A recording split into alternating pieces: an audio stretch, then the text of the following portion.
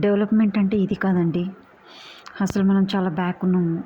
Development అంటే చూస్తున్నారు కదా! జపాన్, చైనా వాళ్ళు ఎంత 20 ఇయర్స్ ఫార్వర్డ్ వెళ్ళిపోయారు. నేను వాళ్ళతోటి కంపారిజన్ చేస్తలేనండి.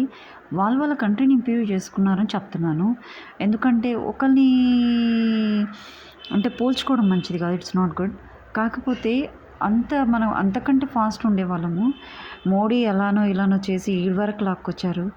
ఇది డెవలప్మెంట్ కాదండి. ఎందుకంటే ఇంతమంది తినేవాళ్ళుంటే ఆయన ఒక్కడు ఏం చేయగలుగుతాడండి?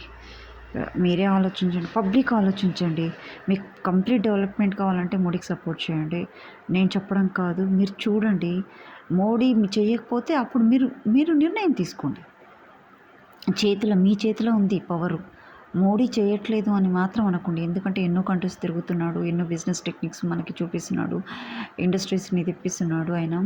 ఆయన చేస్తున్నాడు. అప్పటికి ఇప్పటికి చాలా చేంజెస్ ఉన్నాయి.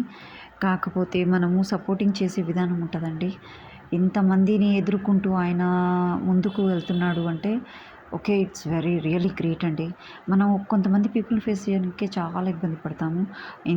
ఈ ఇండియాలో ఎంతోమంది ఉంటారు. వాళ్ళని ఫేస్ చేసుకుంటూ ఆయన ఒక్కొక్క అడుగు ముందుకేసుకుంటూ వస్తున్నాడు. Really I should salute him. నిజంగా నమస్కారం పెట్టాలండి నిజంగా ఆయనకి. ఆయన ఓపికకు, ఆయన స్ట్రెంగ్త్‌కి. మీరు ఆలోచించండి. మీరు చదువుకున్నారు, ఒక స్టేజ్‌కొచ్చారు.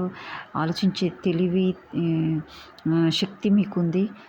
మోడీ గారు సపోర్ట్ చేయండి. ఆయనకి చేస్తారు. చేయకపోతే మీ ఇష్టం. మీరు ఎవరినైనా చూజ్ చేసుకోవచ్చు. చూడండి ఆయన అంత డెవలప్ చేసిన ఆయన చేయడా? అవునా కదా?